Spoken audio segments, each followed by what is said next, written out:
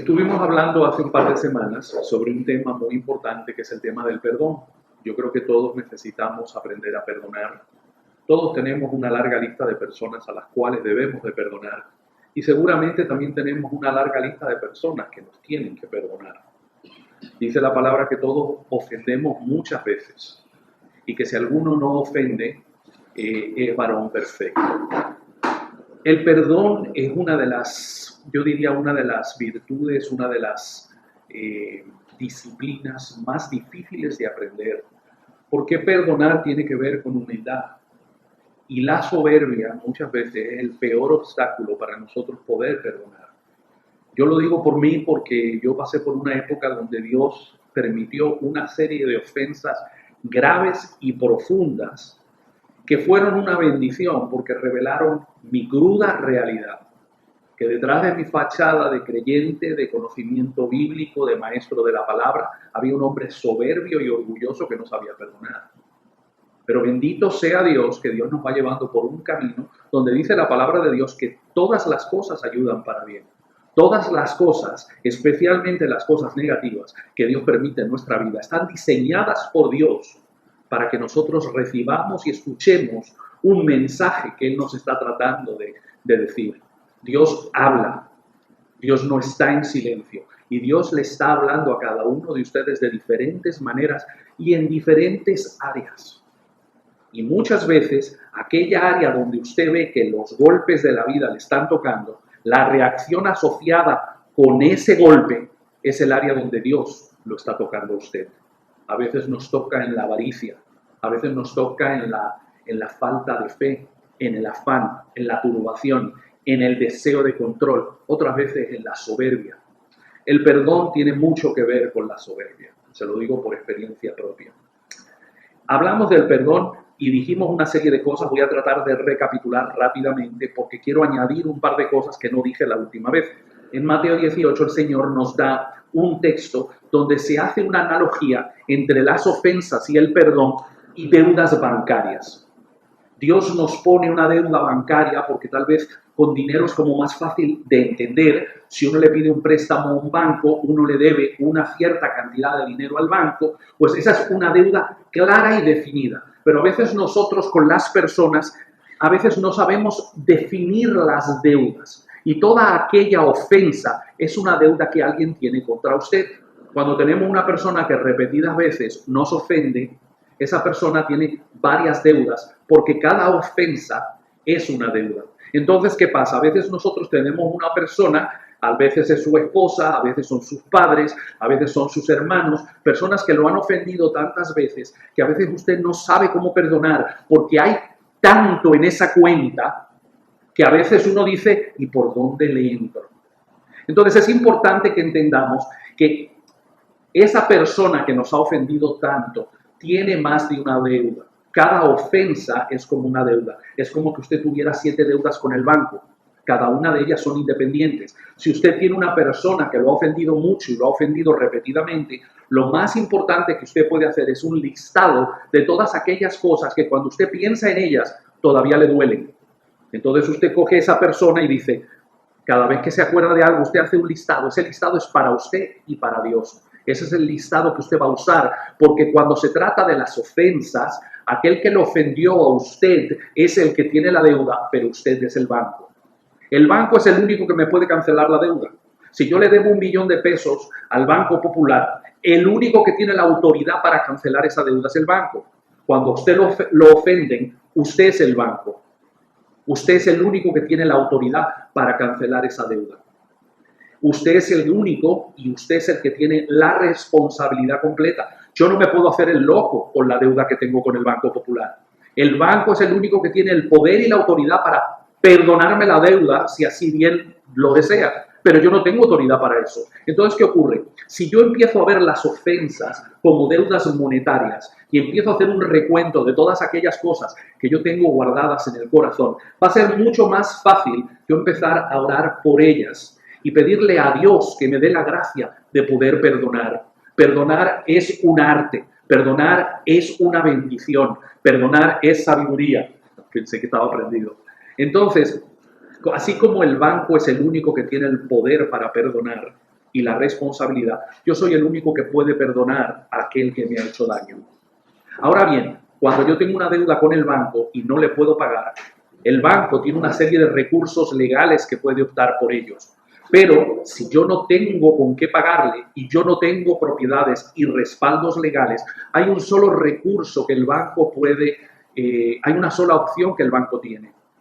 Y es el recurso de asumir la pérdida. Usted le debe 1 millón de pesos al banco, pero usted no le puede pagar. Usted no tiene propiedades, no tiene dinero en el banco, usted no tiene absolutamente nada. Entonces, ¿qué ocurre? Lo único que el banco puede hacer es asumir la pérdida. Ya, se perdió el dinero, vamos a seguir trabajando. ¿Por qué? Porque de la misma manera que si usted no tiene para pagar, si a usted alguien lo ha ofendido con gravedad, no hay nadie, absolutamente nadie, que le pueda reparar todo el daño que le hicieron. Si usted tiene una relación donde cometieron adulterio en contra de usted, no hay nada que esa persona que cometió adulterio pueda hacer para repararle el daño que le hizo. Le puede pedir perdón, pero todo el dolor, todo el engaño, todo el sufrimiento, todo aquello que usted pasó, la única manera de usted lograr perdonar es usted asumir la pérdida, como el banco cuando usted no le puede pagar. Entonces, nosotros somos el banco. Solo yo tengo el poder de perdonar a aquellos que me han ofendido. Pero para yo poder ser libre, yo tengo que asumir mi responsabilidad, porque perdonar esa deuda es 100% la responsabilidad del ofendido. Ahora bien, hay algo que mucha gente confunde, y confunden el perdón con la confianza. Así como es mi responsabilidad perdonar al que me ha ofendido, 100% mi responsabilidad. De la misma manera es la responsabilidad del ofensor el volverse a ganar mi confianza. Y una cosa no tiene que ver con la otra. Hay personas que, usted no tiene personas que le han pedido prestado varias veces y nunca le pagan. Y usted, estúpido, vuelve y le presta. Hay personas que son así, pero ya después que usted le ha prestado a ese amigo que nunca paga varias veces, y casi siempre no piden mucho dinero, sino que vienen y te piden, préstame 4,000 pesos. Y muchas veces hasta se ofenden porque usted se lo recordó. Entonces, ¿qué pasa? Luego pasan 6 meses y vuelve y viene. No, yo te lo pagué. Y usted se siente mal y bueno, le presta de nuevo. Entonces, ¿qué ocurre? Usted tiene esa persona recurrente que tiene varias deudas con usted. Usted tiene 2 opciones. O vive amargado o usted asume la pérdida. Ahora, eso no significa que ahora cuando vuelva por 4,000 pesos más, usted le diga, oh sí, yo te perdoné. No, no, no, no, no. Porque la Biblia dice que tenemos que ser limpios como palomas, pero astutos como serpientes. Yo te perdono, ya tú me has cogido 3, 4 préstamos y no me has pagado ninguno. ¿Sabes qué? Te perdono, pero hasta aquí. Porque espérate, yo no soy tu papá para mantenerte. Entonces, la confianza es algo que una vez destruida, toma mucho trabajo ganársela. Porque si yo lo he engañado a usted 2 o 3 veces, y luego quiero que usted tenga confianza para meterse en un negocio conmigo, espérate, que tú me has cogido prestado varias veces, no, en un negocio contigo, pero no, imposible. Entonces, ¿qué pasa? El perdón es mi responsabilidad, yo soy el ofendido, pero la confianza es tu responsabilidad. Y cuando tú has destruido la confianza repetidamente, muchas veces ganarse esa confianza va a dar mucho trabajo. Entonces, ¿qué ocurre? Cuando tú has ofendido a alguien, pero estás verdaderamente arrepentido, y tú vienes y le pides perdón a esa persona, que dice, ¿te acuerdan cuando el apóstol Pedro le preguntó al Señor, Señor, ¿hasta cuántas veces he de pedir perdón o he de perdonar a mi adversario? ¿Hasta 7 veces? El Señor le dice, no, hasta 70 veces 7. ¿Por qué? Porque usted tiene esa herida en el corazón. A veces, si son 4,000 pesos, pues usted se olvida. Pero imagínese que esa herida fue un adulterio. A veces hay heridas que duelen bastante. Entonces, ¿qué pasa? A veces usted le pide al Señor que lo ayude a perdonar, pero esa herida fue profunda. Esa herida duele cuando la tocan. Y cuando usted piensa en esa persona, lo que tiene deseo de ir a la cocina y buscar un cuchillo. Eso significa que la herida está abierta. ¿Y qué pasa cuando usted tiene una herida abierta y no la cura? Se infecta. ¿Y sí qué pasa si la sigue dejando sin atender? Se cangrena y se puede llegar hasta morir. Y sin embargo, nosotros a veces andamos con el corazón abierto, lleno de heridas que están supurando. No nos pueden mencionar el nombre de esa persona porque de una vez nos hierve la sangre, ¿Por qué? Porque tenemos heridas abiertas. Y los primeros auxilios de esas heridas se llama el perdón. Necesitamos perdonar, porque si no, de la misma manera que la herida se va a infectar, y usted puede perder el brazo, puede perder la vida, si usted deja ese corazón en esa condición, esa herida le va a dañar la vida, porque usted se va convirtiendo en una persona amargada. ¿Usted conoce personas amargadas? ¿Usted ha visto personas que a veces ni siquiera tienen que hablar, ya tienen la cara como un jefe indio? ¿No lo ha visto? Sí, claro, sí. Sí, Personas que parecen un jefe indio, porque ya la amargura le ha afectado hasta el rostro. Y usted se la ve en la cara. Y ya las arrugas denotan que es una persona amargada. Entonces, ¿qué pasa? Si yo no empiezo a trabajar en mi corazón va a afectar todas mis relaciones. Mi corazón se va a engangrenar y yo voy a sufrir pérdida. Entonces, debo de entender que perder muchas veces es ganar y que yo necesito de entender que cada ofensa que yo he hecho es una deuda que también tengo con alguien. Así como a mí me han herido, cuando yo he herido, alguien tiene una herida abierta por causa mía.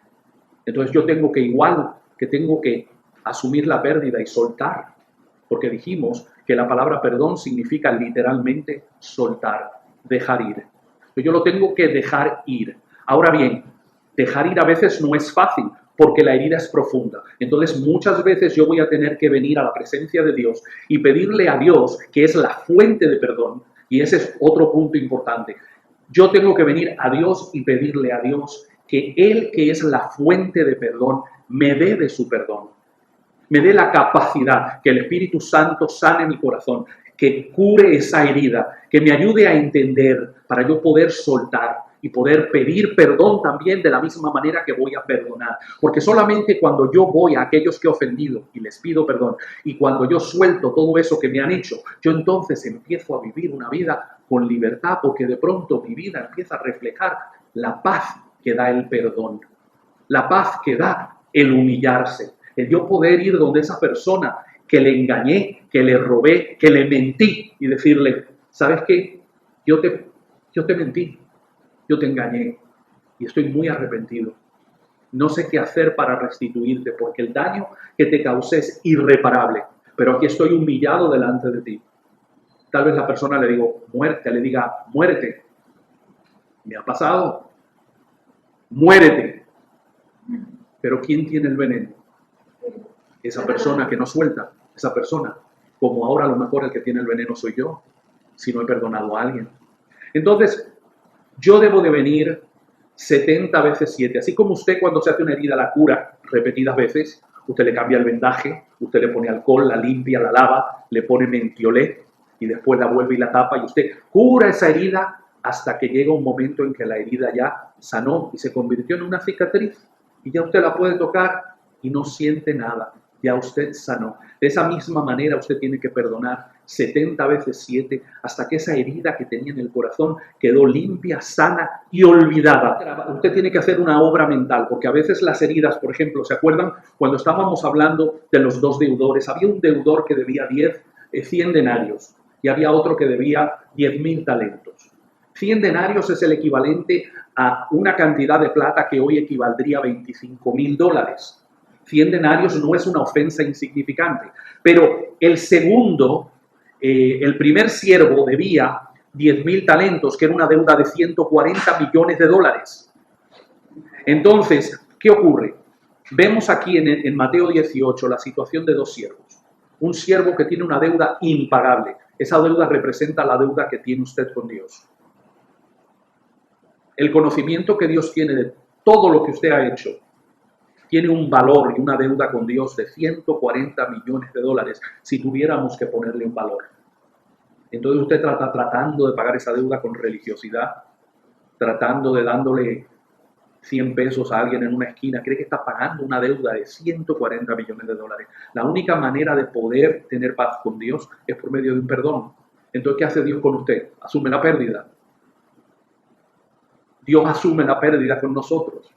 Cristo vino al mundo y se dejó matar por nosotros y asumió la deuda de todo lo que nosotros hemos hecho para salvarnos. Entonces, Las deudas, una deuda de 100 denarios, aunque no es insignificante, si a usted alguien le pegó los cuernos, le fue infiel, le hizo daño, le robó, no son deudas insignificantes, son deudas, humanamente hablando, $25,000 le da usted para comprarse un carro. Pero comparado con 140 millones de dólares, con aquello que a mí me perdonó Dios, es una deuda insignificante. ¿Cuántos carros me puedo comprar yo con 140 millones de dólares? Pues muchos carros, muchos carros.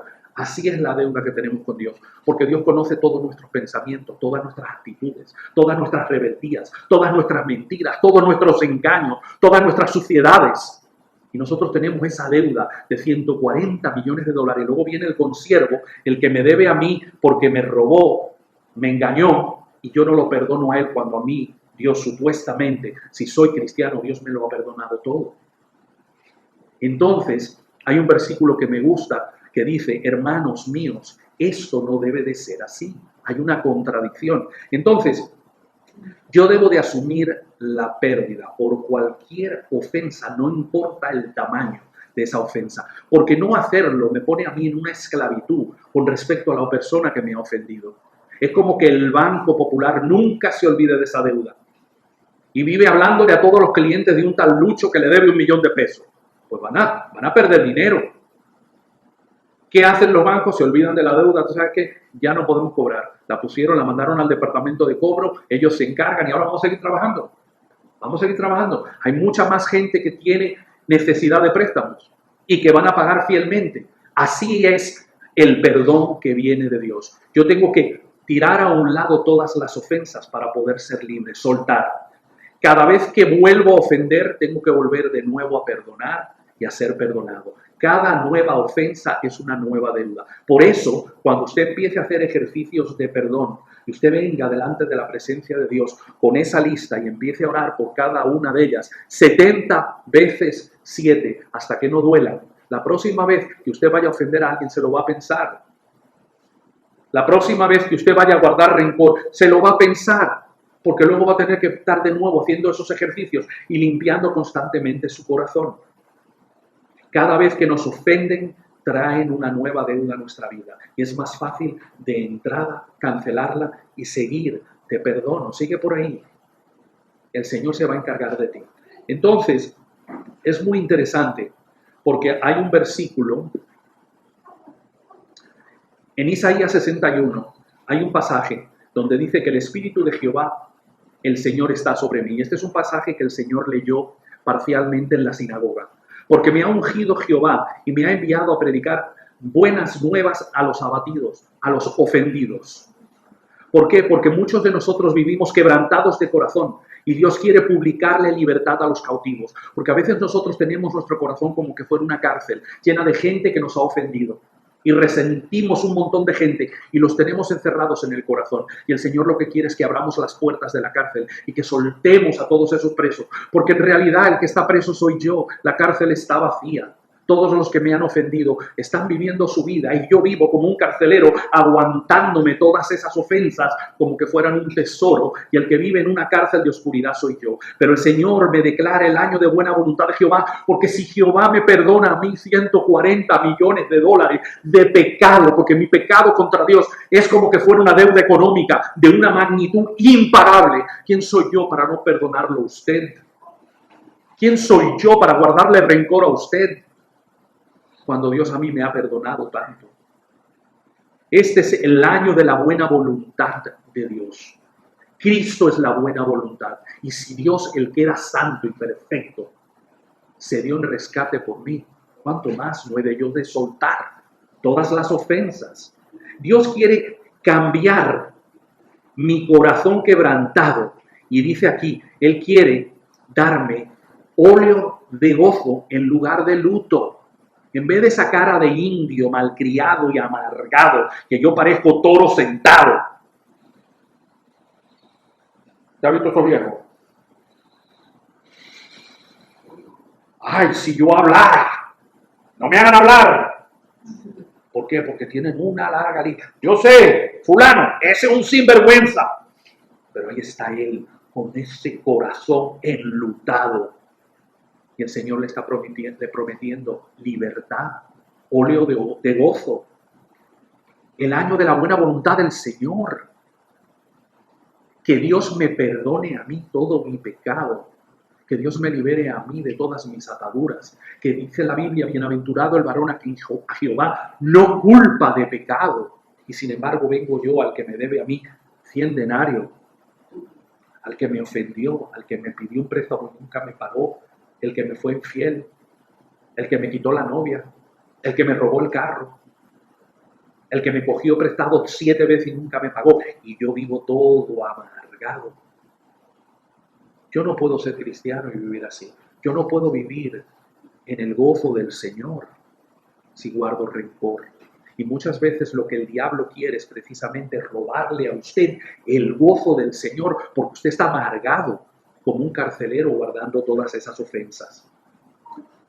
Dios lo que quiere es que usted sane su corazón y limpie todas esas infecciones. Y así como dice el Señor, la fuente de perdón, el Señor dijo, si alguno tiene sed, venga a mí y beba. A lo mejor usted lo que tiene es sed de perdón. A lo mejor lo que usted tiene es una necesidad tan grande de perdón que no sabe que hay una fuente de perdón abierta en Cristo. Entonces dice la palabra de Dios que nos acerquemos a Dios confiadamente en Hebreos capítulo 4 para recibir gracia y el oportuno socorro. Usted necesita la capacidad de perdonar. Vaya 70 veces 7 y pídale al Señor, Señor, ayúdame a soltar, ayúdame a perdonar, ayúdame a confesarte a ti mi pecado. Porque dice en 1 de Juan 1:9 que si confesamos nuestros pecados, Él es fiel y justo para perdonar mi pecado y limpiarme de toda maldad. Pero yo no soy fiel y justo para perdonar a nadie. ¿Estoy yo confesando mi falta de perdón? Porque no hay un pecado más aborrecible para Dios. Digo, todos son aborrecibles, pero siendo que Dios es lento para la ira, grande en misericordia, perdonador, Él aborrece a aquel que guarda rencor. ¿Se acuerdan cómo le dijo al siervo aquel que metió a su consiervo por los 100 denarios? Le dijo que lo metan en la cárcel y entréguenlo a los verdugos hasta que haya pagado toda su deuda. Porque con la vara con que yo mido a ese que me ha ofendido, me será medido a mí. ¿Y saben qué? ¡Qué bendiciones que nos ofendan! ¿No dice la palabra tener por sumo gozo cuando os halléis en diversas pruebas? Y si la prueba es que nos viven ofendiendo, ¿cómo podré tener yo gozo? Bueno, les voy a dar un secreto. A mí me hicieron una ofensa que a mí esa ofensa me convirtió en un jefe indio, en un tipo totalmente amargado. Y es gracias a esa ofensa que yo descubrí que yo era tremendo hipócrita, que yo era una persona que no tenía ni idea de cómo perdonar. La ofensa se convirtió en una bendición porque manifestó mi falta de perdón.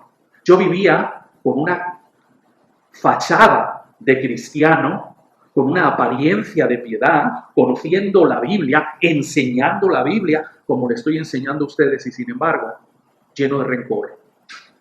Tenía una larga lista, yo ni me imaginaba toda la gente que yo tenía guardada en el corazón, hasta que Dios, ¿qué hizo?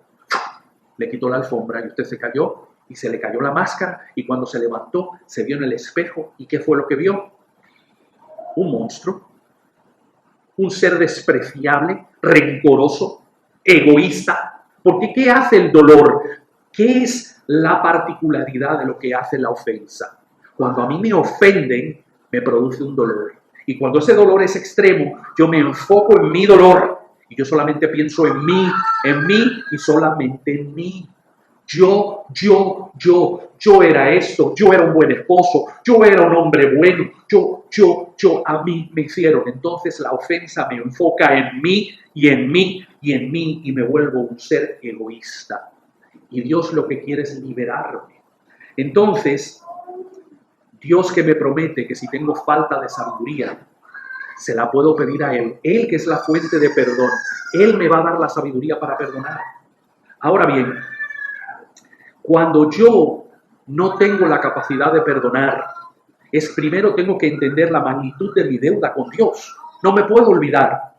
Porque si Dios hiciera un recuento, si Dios hiciera un inventario de todo lo que usted le debe, de todas las muchas veces que usted ha pecado contra Dios, los miles de millones de veces que usted ha codiciado en su cabeza, los miles de millones de malas palabras que usted ha dicho, los miles de millones de actitudes de indiferencias a Dios. Si Dios llevara un recuento de todo lo que usted ha hecho, usted quedaría en una situación muy mal parada. Y a veces nosotros no podemos perdonar porque nosotros tenemos un concepto de nosotros mismos que totalmente está ajeno a lo que Dios dice en su palabra. Y es por eso que la palabra de Dios nos dice en Romanos, yo tengo ese versículo perdido ahora mismo, en Romanos 12:3 dice: digo pues, por la gracia que me es dada, a cada cual que está entre vosotros, que no tenga más alto concepto de sí que el que debe de tener, sino que piense de sí mismo con cordura, conforme a la medida de la fe que Dios repartió a cada uno.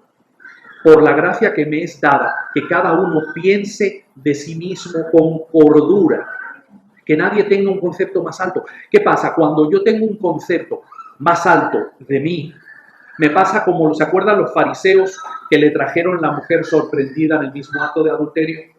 Había un montón de fariseos que a Jesús le trajeron una mujer. Imagínense ustedes esto. Aquí tenemos, no sé cuántos serían, pero fácilmente 40, 50.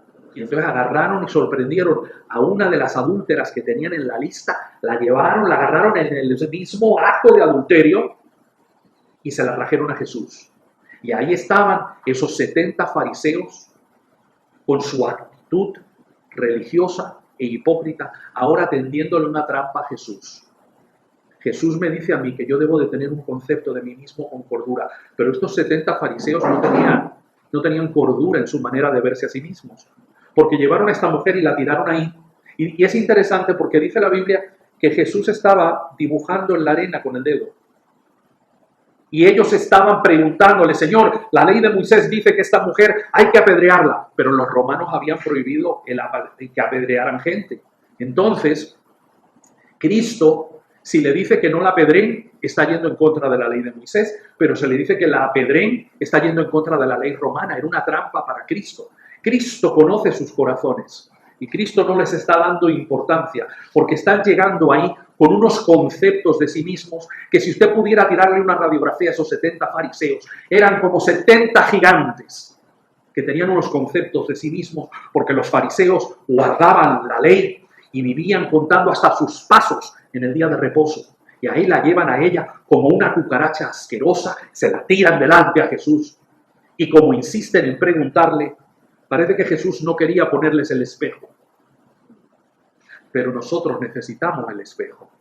Porque si usted es una persona que le da trabajo perdonar, es porque tal vez usted tiene un gran fariseo del tamaño de un gigante por dentro. Yo lo tenía. A mí me tomó más de 10 años perdonar una ofensa. Y cuando empecé a perdonar esa ofensa, me di cuenta que había algunas bien guardaditas, como el vino de buena calidad que se guarda para que se añeje. Yo tenía ofensas guardadas por 30 años en mi corazón que el Espíritu Santo empezó a sacar y que Dios necesitaba revelar, porque yo tenía el corazón podrido. Yo me creía un gigante cuando en realidad yo era un enano. Yo no llegaba a un pie de altura espiritualmente hablando, pero yo me creía tremendo fariseo. Y ahí vienen estos 70 amigos míos, tan orgullosos como yo, y le tiran a la mujer sorprendida en acto de adulterio a Jesús. Y como insisten en preguntarle, Jesús sencillamente los mira con pena, porque los está viendo tal y como son. Y con una simple frase los desarmó a los 70. El que de ustedes esté limpio de pecado, que tire la primera piedra. Y de nuevo volvió a jugar con la arena. Ni siquiera se quedó mirándoles. Hubiera sido yo, me hubiera quedado, ¿y ahora qué vas a hacer? No. Jesús no necesitaba de ningún tipo de artilugio de la carne. Jesús no necesitaba restregarle. ¿Por qué? Porque Jesús sabía el poder de sus palabras, que eran como un cuchillo. Y dice la Biblia que desde los más viejos, poco a poco se fueron. Espérate, que esto aquí no está nada fácil. Quizás ahora empiece a hablar de mis pecados. Déjame irme antes de que empiece a hablar de mi pecado. Porque ¿cuántos de los que estaban ahí a lo mejor tenían amantes? Pero a ella la sorprendieron, pero ellos tenían su amante bien escondidita. ¿Y cuántos de nosotros a veces tenemos vidas que distan mucho de ser lo que Dios desea y sin embargo tenemos una regla de medir donde vivimos hablando de todos esos hipócritas, de todos esos idiotas, de todos esos estúpidos y vivimos juzgando al mundo? y almacenando rencor. Pero ninguno debe de tener, como dice la palabra, un concepto más alto que el que debemos de tener. Ahora, en este concepto, yo me he dado cuenta que aquí hay dos extremos, como todo en la humanidad. Yo he conocido cristianos que tienen un concepto de sí mismos. Yo soy esa rata. Yo soy tan malo. Yo le pido perdón al Señor todos los días. ¿Ya has conocido gente así? Yo conozco gente así todos los días porque yo no merezco nada. Por favor. Y luego hay otros que eran como yo. Como el fariseo. ¿Se acuerdan del fariseo que estaba en el templo? Ay, Señor, gracias porque no me has hecho como los otros hombres.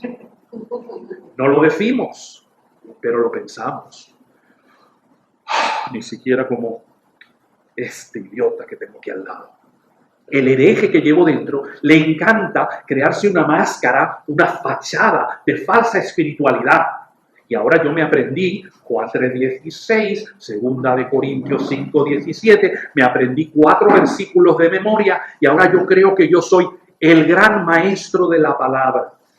Pero mi vida carece de amor, carece de paciencia. La gente que me conoce en mi casa no quieren saber de mí. No les interesa que les hable de Dios porque me conocen. Y sin embargo yo me creo el gran don a la raza humana en el conocimiento bíblico porque me sé 4 versículos de memoria y 7 palabras rebuscadas como la transustanciación. Y creo que estoy impresionando a alguien, incluso a Dios.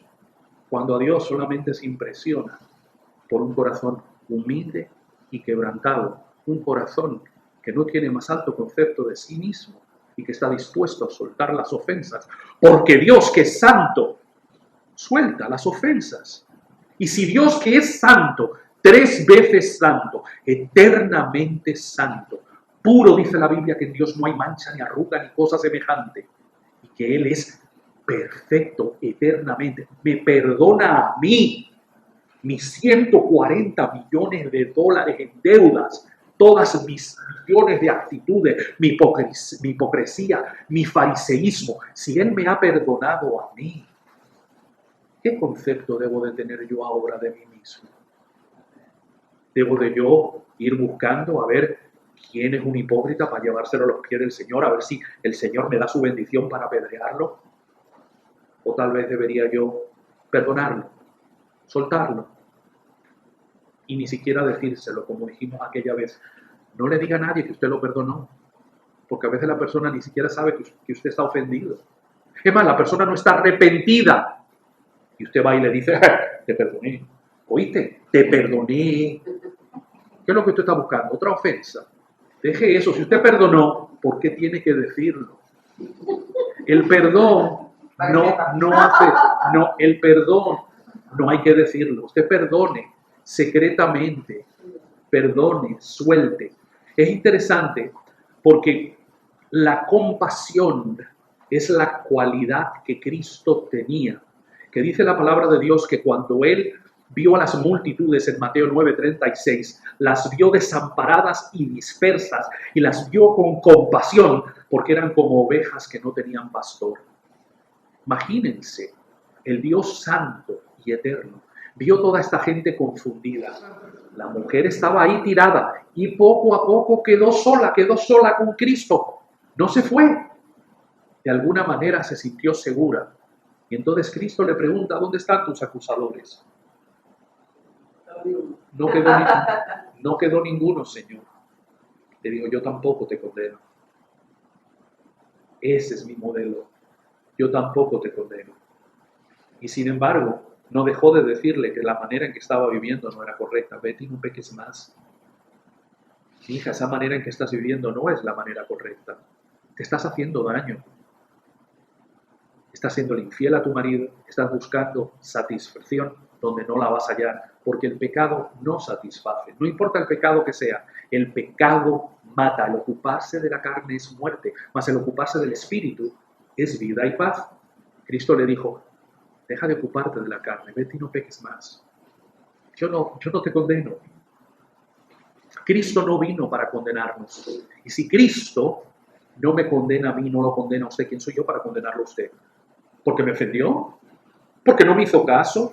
¿Porque no me tuvo el respeto correcto? ¿Porque no me pagó aquellos 5,000 pesos que me cogió prestado? Vete y no peques más. Ahora no me venga a pedir otra vez.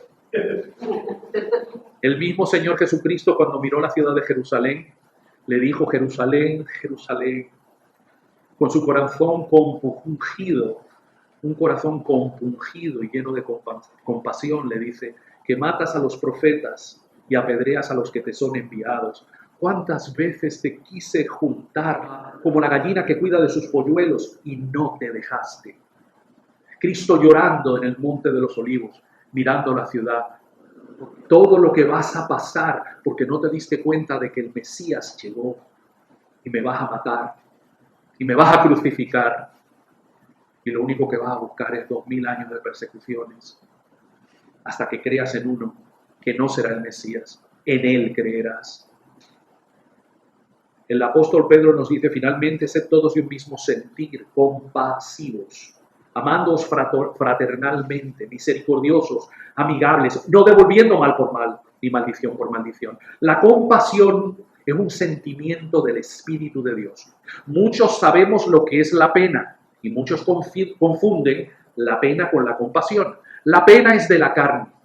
Yo siento pena cuando yo voy al supermercado nacional y veo a esta señora que le faltan todos los dientes, que está pidiendo, siento pena. La pena es un sentimiento breve, es un sentimiento efímero. Siento dolor por la condición de esa persona, pero no me puedo poner en su lugar. Me voy al supermercado adentro y me olvido. Y cuando salgo y no la veo, ni me pregunto dónde está.